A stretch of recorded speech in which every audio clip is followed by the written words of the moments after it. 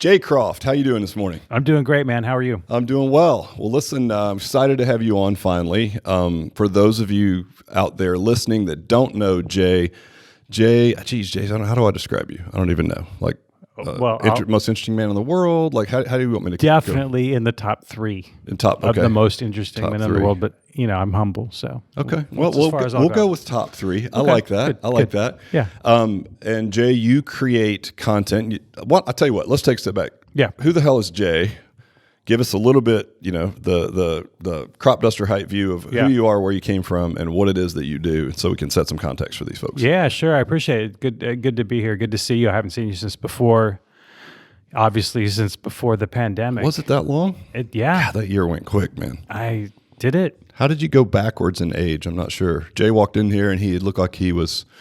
all he's been doing is working out at home. So you came out of your cave, man. You're like a Rocky movie, training at home in solitude, and you come out all buff and ready to take on the world, huh? Pretty much. That was my strategy for the pandemic. Well, it worked out. I was shocked. Thank you. To see you. It's like, damn, what happened to you? It's awesome. Well, okay, so what's your background and what do you do in the fitness space? Yeah. So my background is I'm a professional communicator, a writer, editor, content creator.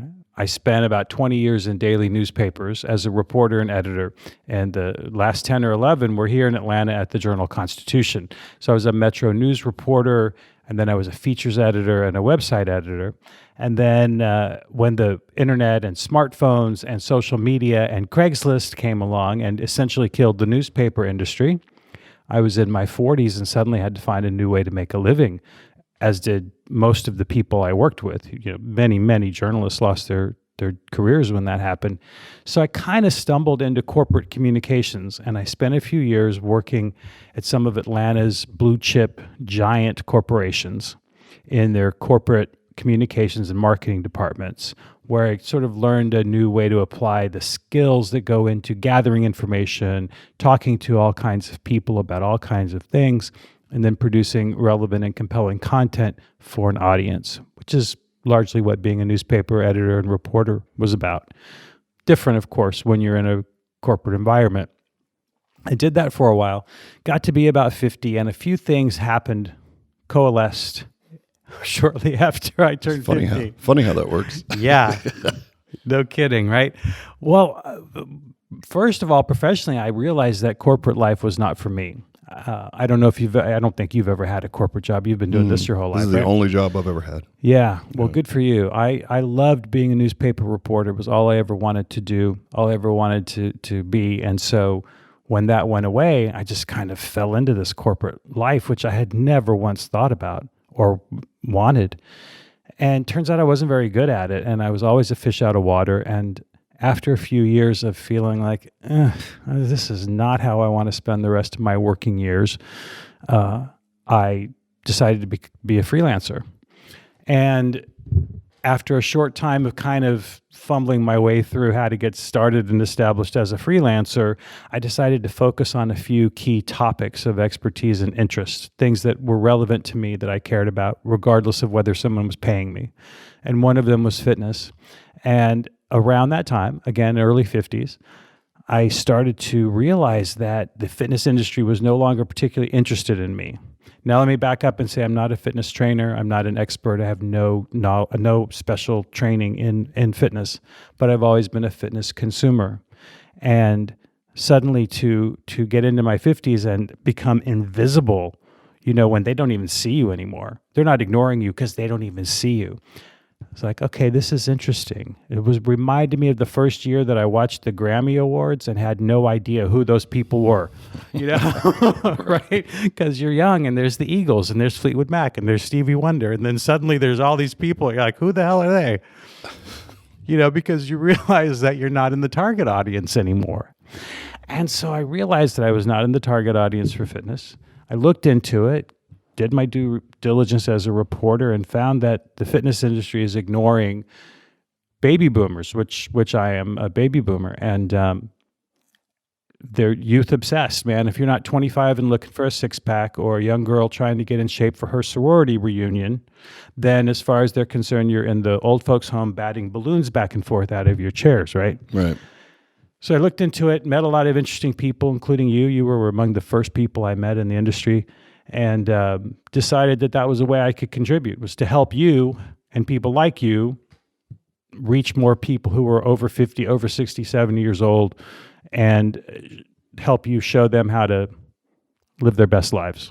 Yeah. I mean, I love it because when we first met, we had learned just from 30 years in the business, by doing personal training, which creates a higher price threshold, it pushes you older in the age bracket, right? Just because, again, one great thing about getting a little longer in the tooth is that you've amassed enough wealth to afford nicer things, right? And one of those nicer things is a nice service of personal training.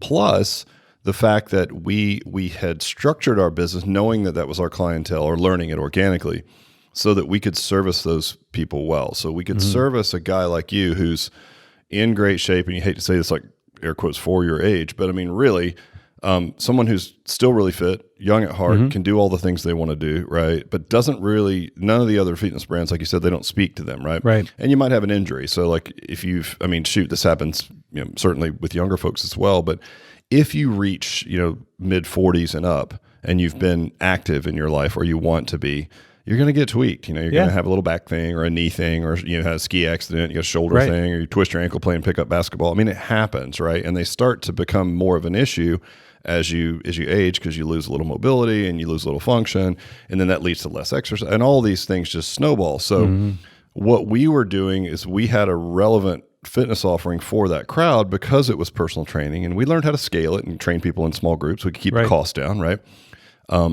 But that was our crowd. And so when we first met, it's like, wow, you create content for exactly the audience that we're going after. And then when we moved to franchising, we did a lot more demographic studies and learned what which is there's a massive gap, right? There's this huge underserved market that has 70% of the nation's disposable income. Right. There's very few marketing dollars spent there, because the people that do market there, they go real, like you said, they're batting balls around at the old folks' home where it's like Silver Fox Fitness, and they have this convoluted machine that's supposed to increase your bone density. And a guy like myself or a guy like you are like, no. I was just telling a story the other day about how, you still think like you're young. I was at a local football field over the summer, and there was a couple of minor league baseball players out there, and they were like in their early 20s, right? And I was running sprints because that's good for keeping you young and keeping you mildly athletic. Sure. And I'm certainly not fast, but I don't move maybe as slow as I should at my age. And so one of the kids, because I had on a hat and sunglasses, so he thought I was younger than I was. And he's like, hey, man, what are you training for? And I'm like, I'm 50, And he's like, dude, my dad's 50. I'm like, yeah, I know, So we started laughing. These guys are like 22, 23 years old. So I'm on my last sprint, right? And they're like, hey, man, you want to race? And of course, deep down, I'm thinking, this is a terrible idea. Like, I'm already sore, right? Bad idea. But of course, the 16-year-old in me is like, yeah, bring it, So we line up and race, and one guy beats me, but I beat the other guy, and they're like, oh, that's awesome, and they're like, one more. And I'm already feeling that little bit of tinge. Like, I'm like, ooh, my hamstring's just starting to bark at me a little bit. Yeah. But of course, my ego gets the best of me. I'm like, all right, game on. Yeah. So we race again. Well, same thing. Now the other guy beats me. That's motivated, but I beat the other guy. But right when I hit the finish line, the sniper got me, shot me right in the hamstring. Pachow, and I'm like, or burp, and I jump up in the air. Yeah. Not really bad, but I'm kind of like, I'm out, boys. That's it. And they're like, your cover. Yeah, but I mean, to them, it was like, whoa, that was awesome. Like this old dude, beat us in these sprints or whatever. Of course, I'm laid up for a week, and they're probably back at it the next day. That's one of the differences. But that's the mentality of sort of. Maybe like an A player, like one of our archetypes in the franchise is called a mover and a shaker. That's like a successful entrepreneur that, still likes to, do hiking trips in the Alps or skiing in Aspen and drives a nice car and considers themselves young at heart and doesn't want to, go to the old folks home and to your point, bat the ball around. So, but very few brands were doing a good job servicing that crowd or speaking to them relevantly. Right. So when we met, I thought, wow, what a great match. So what I would really like to dig into, at least in this conversation, because we could probably talk for hours, but to keep it short, is like, how do you speak to this crowd relevantly without sounding like you're a brand that, because if you do go too old, right, you're going to miss the sort of A players, right? And they're going to want to go and try CrossFit or something with their buddies, and they're going to end up getting shoulder injuries or whatever those things are. So how would you tell the audience and me, how do you speak to this crowd relevantly without losing them to a too old of a message, if that makes sense? Yeah, sure. Happy. I could talk about it all day because it's really interesting to me. There are a couple of buckets, and you know this better than I do. You mentioned the word archetypes. I'm glad you did, because that's really important to think about. And everybody out there listening to this is going to have their own archetypes. I have clients in my business, which I guess I should tell you about businesses, but that pursue, their archetype, their ideal client is a 60-year-old woman. And there are others who want 85-year-old people who are just, still wanting to take care of themselves. And then there are others who want those type A guys who are, and women too, who are still doing the triathlons and still will kick your ass and, are just so driven and focused. But like all of us, they've twisted their ankle, they've had a hip replacement, they're pre-diabetic, whatever it is that just happens in life, right? So I look at it as there being, for me, in what I do, there are a couple of broad groups. And one is that type A person. I guess you could say you and me. We've been fit all our lives. We're comfortable walking into a strange gym in a strange city. We don't really know we don't need someone to hold our hand or show us, but we also might want to hire a trainer or go into a group setting to get that kind of extra level of guidance, right, or coaching. And then the other one is the unfortunately the larger group of people who have never done anything physical. As you know, most Americans do nothing, absolutely nothing. And then they spend 40 years going to work and raising the kids and cleaning the house and paying the mortgage. Suddenly they're in this age group where they're 60 or so, or 65 or 55 or what have you, and they're starting to notice that their bodies are changing in ways that they don't really like. And the kids are gone, and they're starting to have grandkids, and maybe they're retired, and they've got more time on their hands. They've got more money on their hands. The wife is saying, hey, remember we said we'd always, go hiking through the whatever in Switzerland, or we'd always do that pilgrimage in Spain, or, well, the kids are grown. Now's the time, let's do it. But they can't go to the mall without getting exhausted, right?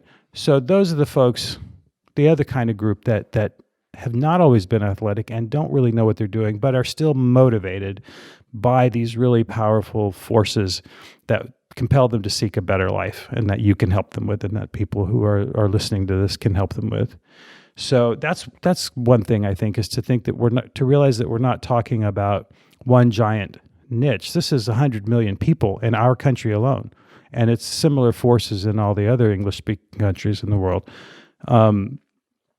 We're talking about 100 million people, and if the only thing that unites them is that they're over 50, well, that's not really very much. So you got to realize that there are some different archetypes even within that. I don't even go down that deep to call them archetypes. I just tend to think of them as buckets. That's sort of what works for me. No, we use that term all the time. Yeah, yeah, whatever works for you. But broadly, I've struggled with the words to describe the market a lot, and I know a lot of people do. I hope they do. I hope they struggle with it. I hope they put some thought into it, because it's really easy to inadvertently offend a client or a prospect or just a person you encounter by our age bias. We all have a bias against getting older in this country. In our society, it's looked at as a sickness and something to be afraid of and something to be tender or gentle with. And it can be very off-putting. I'll give you a couple examples just out of my life, and I'm sure you have some of your own, or anyone listening to this probably does. My stepfather, who passed 2.5 years ago, was a NASA scientist. He was literally a rocket scientist at NASA, a brilliant man with accomplishments, a mile long. Well, by the time he met my mother, he was probably in his 60s, and he had white hair and wire-rimmed glasses and looked like the man in Up, the cartoon, the great cartoon movie from Pixar. Frankly, he was adorable. He looked like a cute little old man, but he wasn't. He was a brilliant, cranky, funny, charming, annoying, smelly, burpy, farty guy like everybody is, right? Yep. And one time at a restaurant, the waitress walked up to him and touched him on the arm and said, "Well, aren't you just the cutest?" Oh, no. And he just was like, "No, I'm not. Take us to our table." We've talked about the stages of a guy. Like, we joke about that here, where, like, when you're a baby, you're cute, right? and then you get a little older, and then maybe you get in, if you're lucky, you get into your late teens, and if you get your genetics lottery right, then you're hot, and then you're like maybe handsome, right? And then you age, and then you could be like stately, right? But dignified. At some point, you full circle back to cute, right? Right? Yeah. So it's like, God, that's not a good term. That is not a good term. So some other ones that I don't like are anything golden or silver. Right. That makes me cringe. The Golden Girls makes me cringe. The silver. I stole that from you, by the way. I used that in one of my talks because I heard you talk about it. Was it Blanche? Was her name? Yeah. So in Golden Girls, if you guys haven't seen the show, a lot of people like it. Like it has a resurgence apparently. Like a lot of people, it's like super popular right now. But basically, it was like 4 widows, right, that moved into this retirement community in Florida or something like that. I might be butchering it, but Blanche, while that was being filmed, because she was sort of like a widow, like a matronly widower or something like that. They were all kind of matronly, but she was the one who was kind of sexy. Right. But when that was filmed, she was 50 years old. She was 50, and she looked like she was 78. Right. Yeah. So, but you contrast that with the current 50-year-old, right? Which is Jennifer Aniston, J-Lo. Yeah. I mean, Hugh Jackman, Mark Wahlberg. It's like you just can list these people off now because it is true that 50 now is not at all what 50 was. That's right. When the Golden Girls was shot in the early 80s or whatever that was. Yeah, that was just the 80s. I did write about that after Jennifer Lopez and Shakira did that Super Bowl show. Yeah, they're both in that age group. Right? Yeah, and look at them. Not only amazing. are they incredibly beautiful, but they're working hard and they're athletes. Yep. They might be entertainers, but they're athletes. Come on. And then, that actress who played on that show was 50. And it's just... She looked a million years old. Yeah. Right. And then I went back and watched it. I never watched that show. It's not my thing. I've been aware of it, but I never really watched it. I went back and watched an episode since then in the last few months. And it was all incontinence jokes and just all these really, can't stay awake and can't go to the bathroom and, can't have sex and all these really tired jokes about being old, which are offensive even if you're old, but these ladies were in their 50s. Right. Come on. And that was only in the 80s. This was not a long time ago. But it's reflective of the larger society and the broader market, and that speaks to the buying power that you and I are talking about in going after this market for fitness. Because, the way that we live now in our country is just different in so many ways. We live longer. We have better health care. We have better prescriptions. We don't die of work-related injuries as much. We don't die of a lot of cancers like we used to. We all live longer, and we live healthier, and we live better lives. So all that's happened over the last few decades, as has the rise of the personal fitness industry, as you're an embodiment of that. Well, I remember when running became a trend in the 70s. Right. Nobody ran before the late 70s when that became chic in Hollywood, and then everybody started doing it. And then Jane Fonda came out with her workout tapes. Nautilus started going into every strip mall or every town in America had a Nautilus in a strip mall. Prior to that, our lifetime, people didn't exercise. And so, they drank, they smoked, they ate crappy, they got angry, they watched TV, they died young. We're not, not me and you, but we as a culture don't live like that anymore. And so being 50 doesn't mean you got 10 more good years left. It means you probably got 30 or 40, maybe even more. We don't know what's going to happen with all of this. So we all now have these really compelling reasons to want to be stronger and have agility and have endurance, basically just basic functional fitness. Everybody should be wanting that. And because it's going to mean that they're going to have a better quality of life. They're going to have more autonomy. They're going to avoid Alzheimer's. They're going to avoid falling. They're going to be able to enjoy the things that they like to do. Maybe that's athletics. I have one sister who's a triathlete, an Ironman triathlete. She's 3 years older than I am, so she's 60. She runs Ironman triathlons. My sister is a badass. Yep. And I have another sister who is a couple years older than she is, who doesn't do anything like that. And the difference between them in their genetics, they're practically the same person, but their lifestyles really illustrate you know the difference. One takes a lot of medication and smokes and doesn't have an optimal diet, and the other is a freaking Ironman triathlon. Right. So I say all that to say that a lot of us want more out of life than our parents got. My father died by the time he was my age. I'm 57. He died when he was 54. It was something to outlive my father, I tell you. But he chain smoked. He ate fried pork. He was angry all the time. He, never exercised. On and on and on. Everything you're not supposed to do, he did to excess. A lot of that was because he was a product of his generation. I don't think we live like that anymore. No.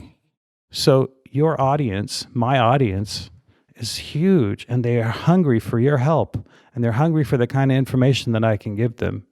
And so that's what I tried to do with my business, Prime Fit Content. So, like I said, I could go on about this all day. No. I mean, listen, I love to hear the passion around it. Yeah. We feel the same way. So we have an interesting philosophy. I don't want to run it by you. Just get your thoughts on it. Okay. Based on your expertise. So when we first started even franchising, I found it interesting that I would be talking to even a franchise candidate, like someone who's going to buy the franchise. They're not even the consumer of the service, right? Not as a customer. And I remember talking to a guy, and he was sort of this A player, right? Movers and shakers is one of our archetypes. He's based out of the Northeast. He's been on Wall Street. He does triathlons. He's really fit. He does weights all the time. So I'm telling him about our target market, which is him essentially, right? And as I'm describing it, this is when I knew that probably we were missing a little bit on our message, because he says at 60, oh, you mean so it's for old people? Mm-hmm. And then if you're 70, they would say the same thing. And if you're 80, maybe an old person's 100. I don't know. You're never old, right? You're never old. So even to the potential franchisee who's buying it as a business model, they don't see it as it's for them. And so we changed our messaging, because that's not really what we are. We're not. I mean, I will tell you that we're literally in this age category strictly due to price threshold, period, right? And so we flipped the script and we went more premium. And so what I always like to use as an analogy is an automobile. If you look at, let's just use Porsche as an example. And this probably makes me sound really dumb. Is it Porsche or Porsche? I always mess that up. Either one. All right, let's just say Porsche. Sure. So if you are a buyer or shopper of a luxury car, $150,000 car, right? Yeah. Which is actually not that expensive these days, surprisingly. But if you looked at their average customer avatar, it's guys our age. Again, because we've amassed enough wealth typically to be able to buy a really nice automobile, right? But it's not like it's not cool to a 27-year-old, right? They just typically can't afford it, right? They may not even be in a home yet. They may be living with two roommates. They're not going to buy a 911, right? You're going to run out and buy the new GT3 911. Well, you're probably going to be in your 40s to 50s, right? Or maybe older, right? 60s, whatever. So we look at it as a premium service. So if we speak to our archetype of movers and shakers, and we're like, it's scientific, it's specificity, it's accountability. It's almost like, once you build your brand around that, there's some brand equity for companies like Porsche. I mean, you could talk about like Lamborghini and Ferrari, but that's almost like, all right, you're a drug dealer in Miami kind of level, right? But something that's like a nice, an Audi sports car or something, something that's maybe not so ostentatious, but it's still really nice. They're not cool. They're just unaffordable for people that are younger. That's exactly what we do. So we've sort of tweaked our message, right? Because that's our clientele. We've got clients in here in our gyms, in our corporately owned gyms, that can kick the shit out of any younger individual, right, male or female, and are in better shape, and they look amazing. They look 20 years younger than they are, right? And they drive nice cars, and they have great jobs, and they have a ton of energy, and it's like, okay, that's our customer. And even if that's not we can certainly accommodate some of the other customer bases that you were talking about, the other buckets, if you will, that are not fit. At least it's an aspirational individual in that age category. Right. Like if I'm 55 and I'm like kind of, maybe I played sports in high school and was on that trajectory that you talked about with like family, kids, work, mortgage. Yeah. And all of a sudden I wake up and I'm like, man, my ass is out of shape. Yeah. Right. And then I look at an ad or something from Alloy and I see a guy that's my age and he looks like I want to look, and he's living his best life. He's golfing. He's got money. He's successful. It's like, that's the guy I want to be. You know, I don't look at the 25-year-old jacked kid who still lives with his mother and, pimps protein powder on Instagram. Like, that's fine. Totally different crowd, right? Right. So What do you think about that idea of going more premium and not necessarily as old? Now, granted, I'm talking about, like, again, you talk about this 45, 50 plus market. There's segmentation even within that. Right. But that's kind of where we've landed because and one other thing on that, and then I'll shut up and let you talk. Yeah. We have customers that come in here that are younger and they are financially stable. Like we have a couple that started at one of our gyms recently, and they're both in their mid to late 20s. They're gainfully employed. They were college volleyball players, right? And now they're married. When they come in and do our training, they say, this is awesome. This reminds me of the strength and conditioning I did for college volleyball. Great. Now, again, that's probably lost on someone who didn't just finish college volleyball, but it's not like it's not relevant to those people. Again, it's just the price threshold. They're typically not able to buy a $300 a month membership as opposed to just a regular gym membership, or maybe even one of these boot camp models that's more like $100. Right. What do you think about that as a market position for a brand like mine? Yeah, I love it. I think it's great because it differentiates you from the other gyms in the area. Just within a mile of here, there are at least 2 big boxes that I passed on my drive here this morning. We have 50 competitors in our 12-minute drive radius, which is our competitive radius. And most of those are in the studio space. I mean, Atlanta, it's like high income, low cost of living creates a big discretionary gap, and that's very attractive for brands like mine, right? Okay. So there's a lot of competitors around here. So what gym owners, studio owners need to be looking for is a way to differentiate themselves, which you do brilliantly, and which one path to that can be by taking the high-end route. But you can also just communicate the idea that you're seeking older people by a number of ways. That's one really smart way. It also pre-qualifies your prospects, right? Because we use that data. Like when we're choosing real estate for franchisees in certain markets, we use this 7-layer criteria to pick the perfect spot. Yes, it's age and income and population density, but it goes deeper than that. It's like shopping habits of our archetype. So let's put it in a place where there's luxury used car dealerships, where there's wine stores, where there's nice restaurants, right? Because that same crowd, by the way, frequents those other types of services and establishments. And they spend money on recreation, on shopping, on dining, on golf. I wish I had the stats at the top of my head. You're saying that 100%. Because, and I did a whole presentation on this a couple of years ago for one of the speaking tours that I'm on. And I had all this relevant data on like how much was spent online and all these things. Yeah, so people are surprised to hear that people in this age category spend like 3 times as much money online because they're like, oh, these people are old. They're not, they're not digitally savvy. I'm like, that's so not true. And they have the financial wherewithal to buy whatever the hell they want. So they're spending 3 times more online, right? Their generational wealth the gap is only getting bigger. We learned that certainly from COVID, right? It's like this crowd has even more money than ever. Yeah. So you'd be crazy not to ignore it. So, for brands like ours, it's like, all right, this is our niche. This is where we're going to go. And we use that we want to attract the right franchisee and the right end customer, right? Right. And that's a brilliant way to do it. You're killing both those, you're reaching both those goals by putting it forth, in that way. But if somebody's out there listening and thinking, well, I don't want to charge $300 a month, or I'm not a high-end studio, there's still ways that they can reach that older clientele. So what should they use? Like if we look at this this market as even more segmented than we look at it, right? Like we've got our niche. This is where we're going, right? How would a gym identify where to fit into this niche? Because there's probably 10 buckets here, right? Like you said, even these age thresholds. So what would you recommend to them?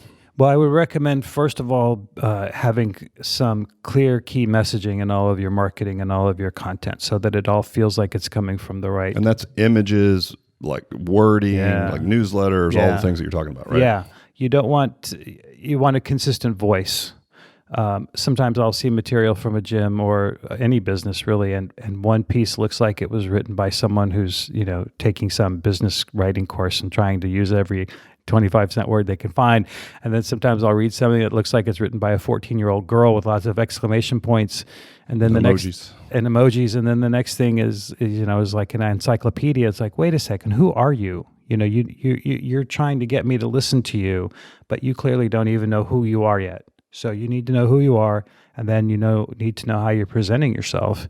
And the way you present yourself through your content is through the kinds of content that you provide and the ways you provide it and the tone in your material, certain word choices like do not call them silver, do not call them cute, those kinds of things. Please, please, please don't call them that.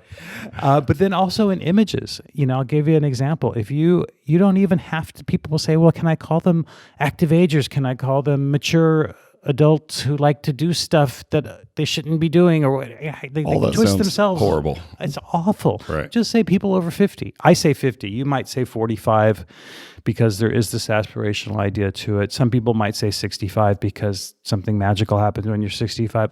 I picked 50 because I think that's a place when our physical and social and family lives start to change. That's why I picked 50, but you can pick another one. So I just say people over 50. I try to avoid coming up with some silly term for it. I don't like cute in communications. I've always fought against anything that's too cute. Don't give me a kid with chocolate on his face and a puppy licking it off. I just hate that. It's just tell me what it is. And older people in particular, I don't have a problem with the word older, by the way. If we're talking about it, I wouldn't put it in print, but that's just me. Don't want to be condescended to. So you need to be really careful that you're not condescending to them. They've lived a long time. They've seen you before. They've heard this before. They know that they're supposed to exercise, et cetera, and they know BS when they see it. So show some respect.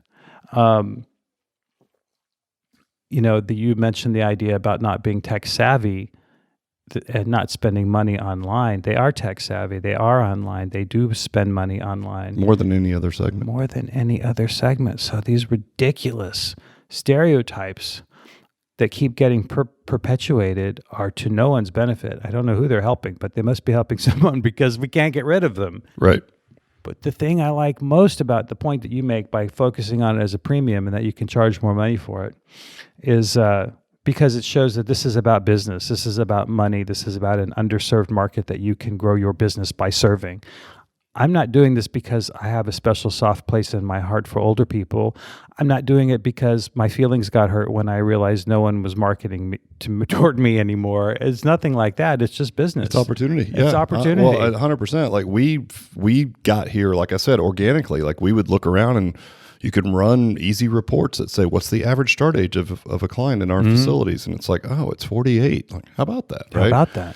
So for whatever we're doing, that's who we're speaking to, or we're getting referrals from like-minded people, or we're in an area that's a lot of country clubs and golf around here, and so it's expensive, and so that's who we're going to get, right? Yeah.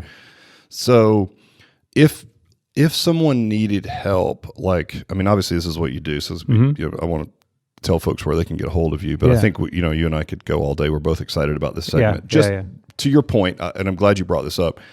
There's no other reason. There's no bias because I'm that age. I don't care. When I do these talks at these different venues, the people in the audience are typically in their 20s, 30s. They're just getting started in their business, and it's just as relevant to them. They're like, man, this is freaking awesome. Like that's the crowd that we get. And you know why? Because those people that I'm talking to are typically more personal training facilities, not boot camp, lower threshold businesses, right?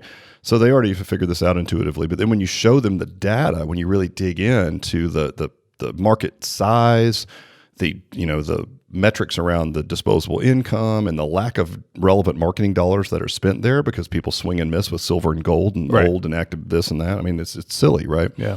So if a gym or a facility or an owner or a brand was looking to find their segment, right? Like where would be a good place to start to figure out where you want to go? Like, is it premium 50 plus? Is it 65 and older? Is it 84 and older? Because not necessarily from a heart standpoint, right? I don't think that's a great place to build a business. You build a business to solve a problem in a market, right? So where do you think that they should start to figure out who they need to be? By looking at their market. You said something just a minute ago about Atlanta and how we have a high income and high standard of living, and there's a lot of money to be made, a lot of money to be spent, right? It's a prosperous community. We're also a pretty diverse community, right? We've got a lot of people of different colors and different backgrounds and, different economic options. That's not necessarily true everywhere. I have some clients in my business who are in small towns, where the income levels are not that high. And so they would need to target a different audience with a different message. They need to know what their audience is, who their audience is, what those needs are, what the problem is in their communities, because some of them might be not to stereotype here, but maybe they're in a smaller rural community where to be 65 it's a narrower definition than what it means to be 65 in Atlanta, right? Maybe your recreational opportunities are slimmer and your recreational aspirations are more narrow, right? But they still want to be catered to in some capacity. And maybe they don't want to spend the money on it for a level of service that Alloy can provide because they don't want that. They don't need that. It doesn't fit their self-image, which is the way we could talk all day about meeting someone's self-image, right? But so you're gonna know what your community's needs are best, and then how to serve them and how to focus them. A big mistake I see people making is saying, well, I want to do this because this is me, or these are my kind of people, or I want to help these people because I'm just so passionate about them because I love them so much, and all these words about like passion and I think, well, that's nice. I'll laugh at that because you hear that a lot, right? Like, it's just I love fitness and I just have this passion, and I want my grandmother to be healthy, so I want to open a business. I'm like, ooh, that's not the right reason. That's not the right reason. I mean, passion will help you work through, the long hours it's going to take as an entrepreneur. But at the end of the day, like, that's not why you open a business, right? Right.